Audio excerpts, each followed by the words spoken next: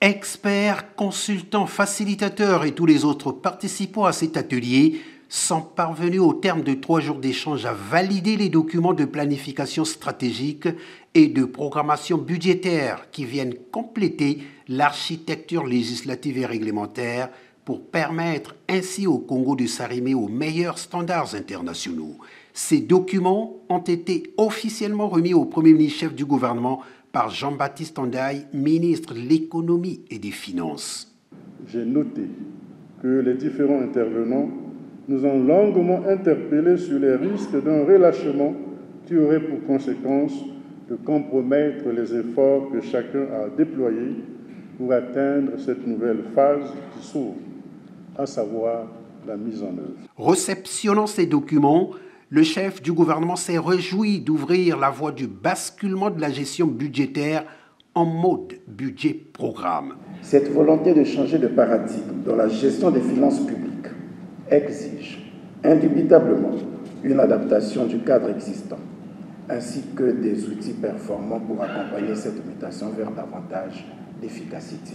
L'atelier qui s'est tenu ces 2 derniers jours me donne, une fois de plus, l'occasion de rappeler que la modernisation de la gestion de nos finances publiques se situe au cœur de la conquête des 12 batailles du gouvernement, objet du dernier séminaire gouvernemental qui s'est tenu du 15 au 17 mai 2023. Je salue l'ensemble des cadres managériaux et les collaborateurs du ministère de l'Économie et des Finances pour la qualité du travail accompli, qui, d'après les échos qui me sont parvenus, est à la hauteur des standards internationaux en la matière. Pour le Premier ministre, cet atelier illustre une fois de plus la volonté du gouvernement de mettre en œuvre des réformes structurelles indispensables à l'amélioration de notre bien-être collectif.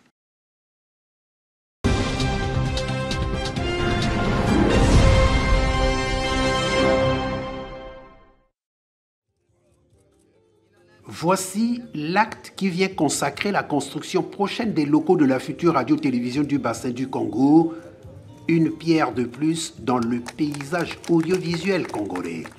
C'est un bâtiment moderne de 2 niveaux qui sera construit par la société Wingway en plein centre-ville sur une superficie de 602 mètres carrés pour un coût total de 310 millions de francs CFA. Durée du projet, 6 mois.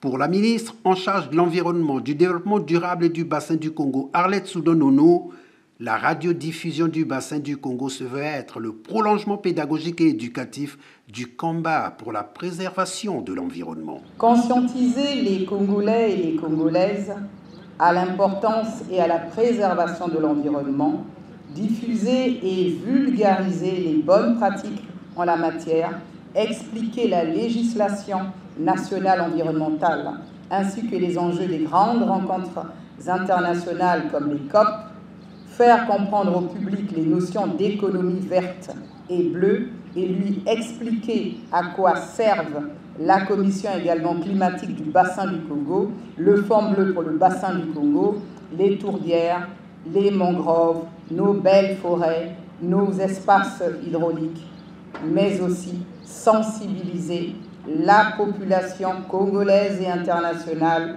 aux pollutions de toutes sortes, au braconnage, à l'accumulation des déchets urbains, aux nuisances sonores et olfactives, aux érosions, à l'ensablement, aux extractions sauvages de minerais et aux pathologies induites par la pollution. Et j'en passe, ma liste ne serait, vous l'avez compris, exhaustive. C'est à tout cela que la RTBC ambitionne d'apporter des éclairages et, pourquoi pas, des réponses. Cela dit, le ministère de l'Environnement entend faire de cette radio-télévision un média de proximité en langue française, en lingala et kituba, mais aussi en langue anglaise, et sera animé par des professionnels de l'information, des cadres et agents de l'environnement ayant des connaissances spécifiques sur les thématiques qui y seront abordées.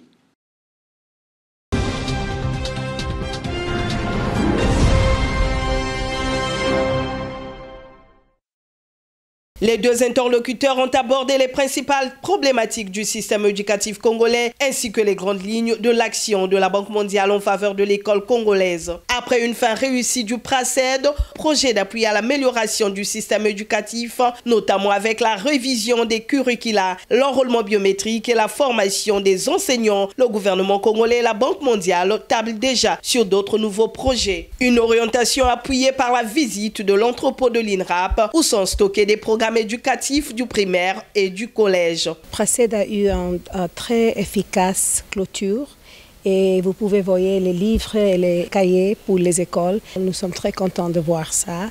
Et aussi, nous avons discuté le prochain projet de la banque avec le ministère de l'Éducation. La formation reste l'un des axes des prochains projets et le chef du département est formel quant aux futurs candidats au recrutement à la fonction publique. Je me suis surtout appesanti sur la question du personnel enseignant à l'intérieur des salles de classe et rappelé justement le déficit qui perdure et pour lequel nous voulons travailler davantage et faire que, à partir de l'année prochaine, nous puissions le réduire de façon significative. Il s'agira de saisir cette opportunité que le chef de l'État nous accorde chaque année et dire à tous les candidats qui postuleront au recrutement à partir de cette année 2023, tous ou presque qui seront retenus au recrutement devront servir dans les salles de classe. Ces supports pédagogiques seront acheminés dans les différents départements du pays pour servir de cahier d'activité et de guide pédagogique dès la prochaine rentrée des classes.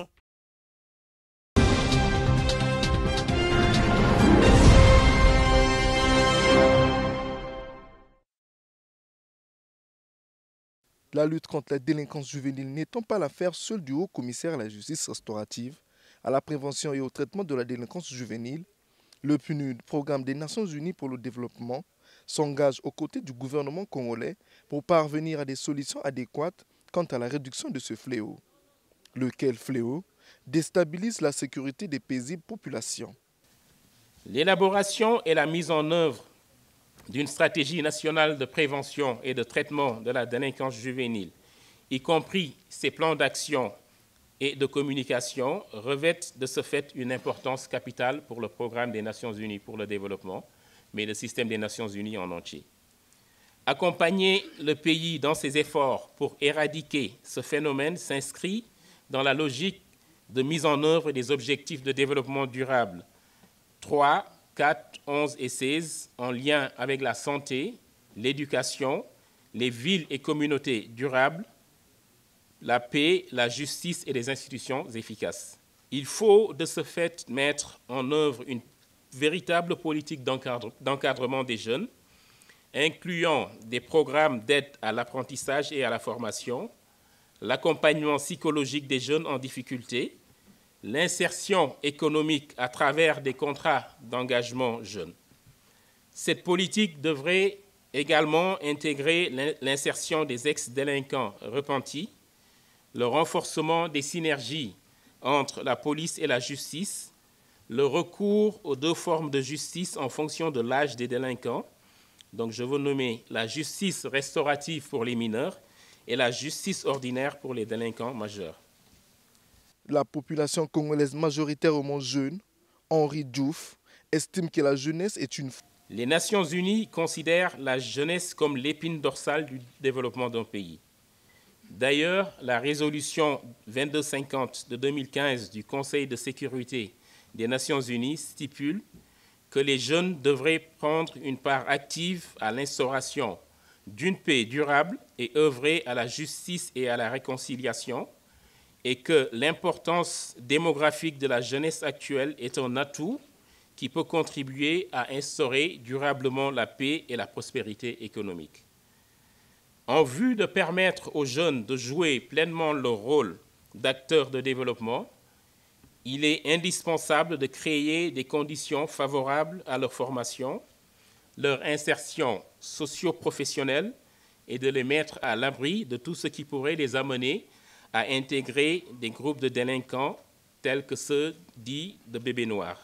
L'adoption et la validation de la stratégie nationale de prévention et de traitement de la délinquance juvénile et surtout sa mise en œuvre attendue par plus d'un, en particulier par cette catégorie de la jeunesse en difficulté, serait une réponse pour dissiper les inquiétudes.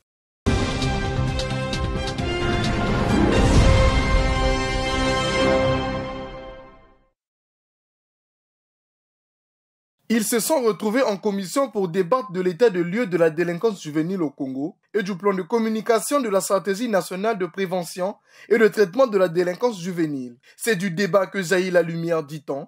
Ici, les participants discutent en tenant compte du doute cartésien. La contribution des participants a été efficace, très opérationnelle.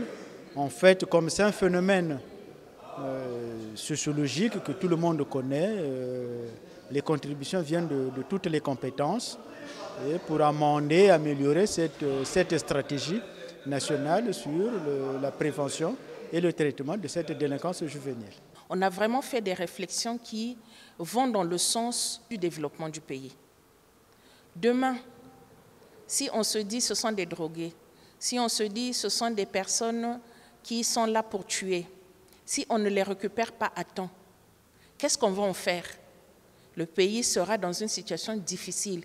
Il faudrait rattraper ce qu'on peut rattraper. Il faudrait prévenir ceux qui ne sont pas encore entrés dans cette spirale-là. Il y a des choses que nous ignorons, que nous avons trouvées dans ce bouquet et qui est très fiable. Vous savez, quand vous travaillez ensemble, chacun apporte une idée et l'idée d'ensemble parvient à nous apporter en plus. Pour beaucoup, par cette stratégie, les jeunes en perte de vitesse verront l'amélioration de leur accès à l'emploi avec une bonne dose d'éducation civique. Quand la stratégie sera mise en valeur, elle doit être appliquée. Et ceux qui doivent appliquer ces lois-là, ce sont les points focaux.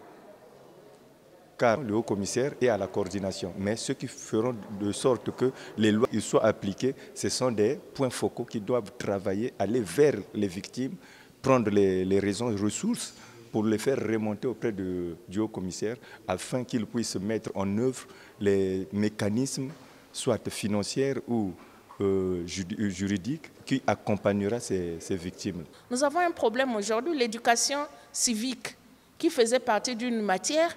Aujourd'hui, presque, on n'en fait pas.